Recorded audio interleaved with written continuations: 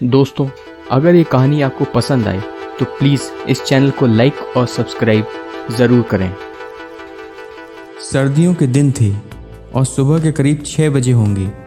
अभी दुनिया जाग ही रही थी कि दिल्ली में बसा हुआ आलीशान अनुष्का अपार्टमेंट के फ्लैट नंबर 301 में रहने वाले आशीष को एक तेज़ चीख ने अपनी आधी नींद से जगा दिया। नमस्कार, आप सुन रहे हैं कथा वाटिका पॉडकास्ट और आज की कहानी का शीर्षक है वो रात। ये कौन चीखा और ये क्या हुआ? आशीष ने मन ही मन सोचा और हिचकिचाता हुआ आधी नींद में अपना मेन डोर खोला तो देखा वहाँ भीड़ लगी है। बगल वाले फ्लैट 302 की नौकरानी पुष्पा उसके दरवाजे के सामने ज़मीन पर घबराई हुई बैठी हुई है और अपार्टमेंट में ही दूसरी काम करने वाली उसको संभालने की कोशिश कर रही थी। आशीष को कुछ समझ नहीं आया और इसी पशुपेच में उसने अपने बगल वाले फ्लैट में आगे जाकर झांका तो 1 मिनट के लिए उसके दिमाग और मन को तेज झटका लगा। फ्लैट 302 में एक कत्ल हो गया था और वो कत्ल हुआ था फ्लैट के मकान मालिक अशोक का, जो आज अपने घर के ड्राइंग रूम में मरा हुआ पाया गया था। सबसे पहले लाश को किसने देखा?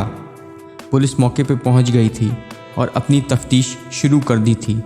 साहब, मैं जब घर में काम करने के लिए आई तो दरवाज़ा खुला हुआ था और मेरे खटखटाने पर भी जब वो नहीं खुला तो मैंने हल्का सा धक्का दिया तो वो खुल गया।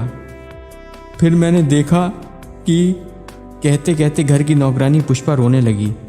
पुष्पा अशोक के यहाँ पिछले 5 साल से काम कर रही थी और खाने से लेकर बर्तन तक अशोक की शादी टूट जाने के बाद सब वही किया करती थी। साहब अभी आते ही होंगे, सब लोग अपने अपने घर से नीचे आ जाएं और जब साहब आएंगे तो आप सबसे पूछताछ होगी। हवलदार पांडू सबको एक तरफ सलीके से खड़ा करने की कोशिश कर ही रहा था कि अपार्टमेंट में एक जीप दाखिल हुई। चारों तरफ सन्नाटा छा गया क्योंकि साहब आ चुके थे और जीप से उतरकर सीधे सबके सामने आकर खड़े हो गए थे।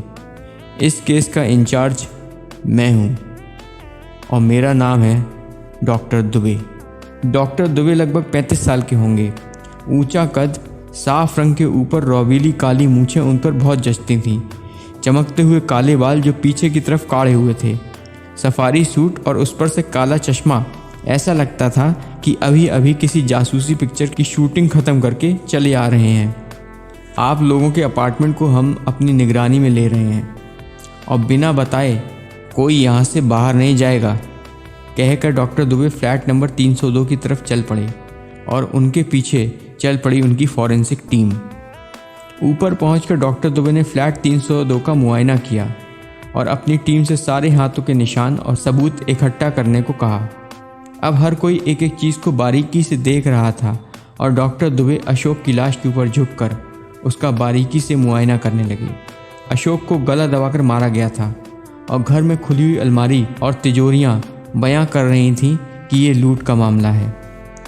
डॉक्टर दुबे ने अपने नोट्स बनाए और वहाँ से निकल ही रहे थे कि उनको एहसास हुआ कि कोई उनको चुपके चुपके पीछे से देख रहा है। डॉक्टर दुबे तुरंत पलटे और उसे पकड़ लिया और ज़ोर से पूछा, बताओ क्यों पीछा कर रहे थे? क्या जानते हो इस बारे में? पता चला वो बिल्डिंग का ही प्रेस वाला टिंकू था और सख्ती से पूछने पर डर गया और बोला, साहब मैंने कुछ नहीं किया है, ये तो बिल्डिंग ही शापित है। उसने धीमे से डर के कहा जैसे कोई सुन रहा हो, मैं तो आपको कुछ बताना चाह रहा था और मौका देख रहा था कि आप अकेले कब मिलें। बताओ क्या बात है? दुबे ने कहा। साहब यहाँ नहीं, बिल्डिंग के बाहर चलिए। प्रेस वाला इतना डरा हुआ था कि डॉक्टर दुबे उसे बाहर ले गए। साहब यहाँ रात को एक साया घूमता है, मैंने खुद अपनी आंखों से देखा है। उसका कोई चेहरा नहीं है और कुछ दिन पहले वो साया एक दीवार पर लिख गया था कि यहाँ कोई जिंदा नहीं बचेगा। मैंने तो अपना सामान बांध लिया है और अब मैं यहाँ नहीं रुकूंगा। सोचा कि आपको बता दूँ, आप भी यहाँ से चले जाओ साहब, चले जाओ, कहकर प्रेस वाला हाथ छुड़ाकर भाग निकला। डॉक्टर दुबे ने उसकी बात का तथ्य जांचने के लिए उस जगह जाकर देखा कि दीवार पर क्या लिखा था और वहाँ बड़ा बड़ा कोई नहीं बचेगा लिखा हुआ था। डॉक्टर दुबे ने उस दीवार की फ़ोटो खींची और वहाँ के प्रेसिडेंट कामले से उस बारे में पूछा, पर कोई जानकारी न मिल पाई। आशीष भी वहीं खड़ा था और उसने सुनते ही धीमे से बोला, सर मैंने भी उस साई को देखा है। पिछले संडे को जब मैं ऑफिस से लेट आया था, लगभग रात के 2 बजे होंगे, मैं अपने फ्लैट में घुसा ही था कि पीछे से आवाज़ आई, तो मैंने रात होने के कारण दरवाजे के छेद से देखा तो एक साया अशोक जी के फ्लैट के सामने उनके दरवाजे की तरफ मुंह करके खड़ा हुआ था। उसने एक काला चोगा पहना हुआ था, सर से लेके नीचे तक। मुझे लगा पता नहीं कौन खड़ा है, पर एकदम से वो अशोक जी के दरवाजे के आर पार चला गया। मैं बहुत डर गया था और सीधे जाकर सो गया। आशीष डरा हुआ लग रहा था। ये साया कहाँ से आ गया? डॉक्टर दुबे ने प्रेसिडेंट से अपार्टमेंट में लगे कैमरे खोल कर दिखाने को कहा और जिस तारीख का आशीष ने जिक्र किया था उसी तारीख की रिकॉर्डिंग चलाने को बोला। रिकॉर्डिंग चलाई गई और देखा कि ठीक रात 2 बजे आशीष अपने घर के अंदर घुसा जैसा कि उसने बताया था, पर उसके बाद की सारी रिकॉर्डिंग तो ख़राब हो गई थी। ये कैसे हुआ? प्रेसिडेंट ने गार्ड से चीख कर पूछा। पता नहीं साहब, मैं तो यहीं रहता हूँ हमेशा, किसी ने कुछ नहीं छुआ है। फिर गार्ड रूम की रिकॉर्डिंग भी देखी गई जिसमें सब कुछ आम दिनों की तरह ही था और गार्ड सच बोल रहा था। बस अशोक की मौत के 1 दिन पहले वो साया फिर से अशोक के घर के अंदर जाता हुआ दिखाई दिया। तो आखिर ये साया सच में है? पर आखिर ये है क्या? कोई इंसान है या और कुछ? और इसका अशोक के घर के अंदर जाना और दूसरे दिन ही अशोक का मर जाना, लगता है ये केस काफ़ी चुनौतियों भरा है। डॉक्टर दुबे ने मन ही मन सोचा। रात हो चुकी थी और डॉक्टर दुबे अपने घर आ गए थे और अब उनको तलाश थी उस लबादे के अंदर रहने वाले इंसान की। उन्होंने तय किया कि वो उस साये की हकीकत जान के ही रहेंगे और अगर साया पकड़ में आ गया तो अशोक की मौत का रहस्य भी सुलझ जाएगा।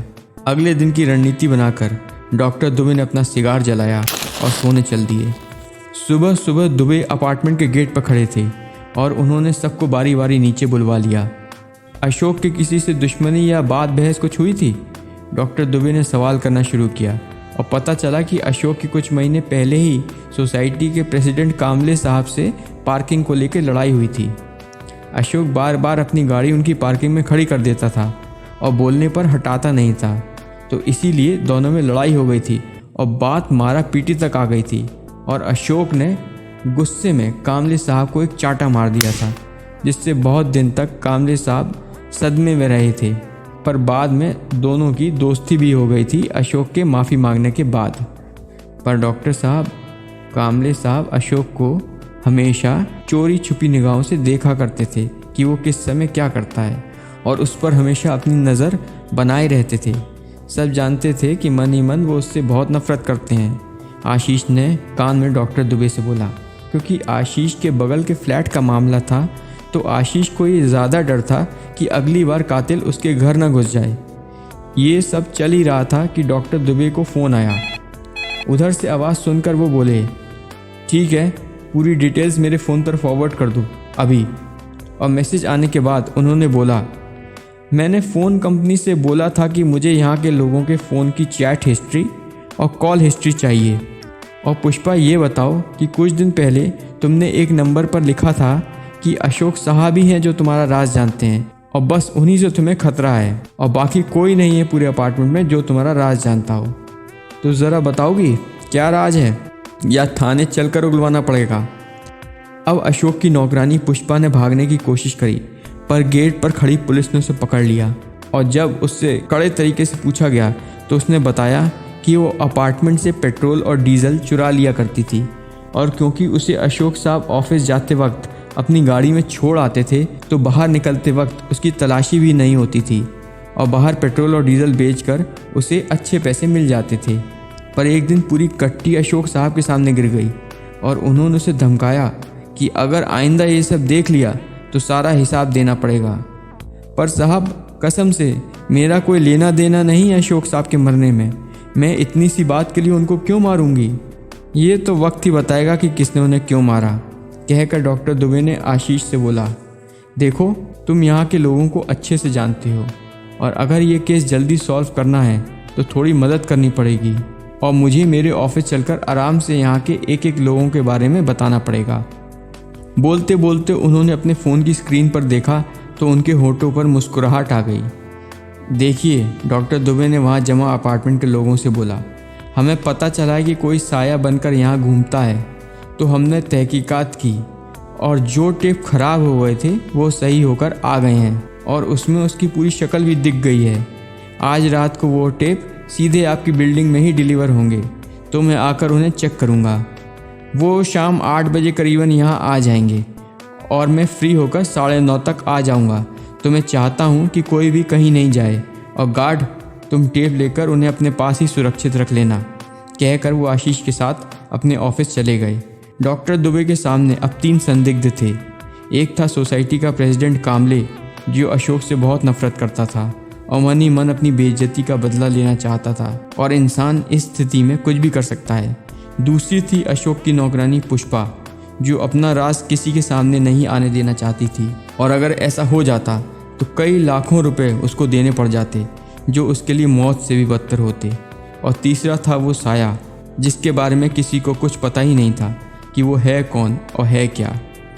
रात को करीबन 8 बजे एक पार्सल गार्ड के पास आ गया और गार्ड ने उसे अपने कमरे में रखकर ताला लगा दिया। गार्ड अभी वहाँ से हटा ही था, एक लवादे में ढका हुआ साया वहाँ लगी झाड़ियों में से बाहर आ गया और ताला तोड़ दिया। शायद उसे उस टेप की तलाश थी जो सही होकर आ गए थे। ताला तोड़कर वो अंदर घुसा, पर घुसते ही चारों तरफ से पुलिस ने उसका घिराव कर लिया। अब साया पुलिस के हाथों में आ चुका था और उसका राज सबके सामने खुलने वाला था। थोड़ी देर बाद एक जीप आकर रुकी, जिसमें से डॉक्टर दुबे उतरे। डॉक्टर दुबे ने सिगार जलाया और उस साये को ऊपर से लेकर नीचे तक देखा और बोले, मैं जानता था कि ये उस टेप को चुराने ज़रूर आएगा।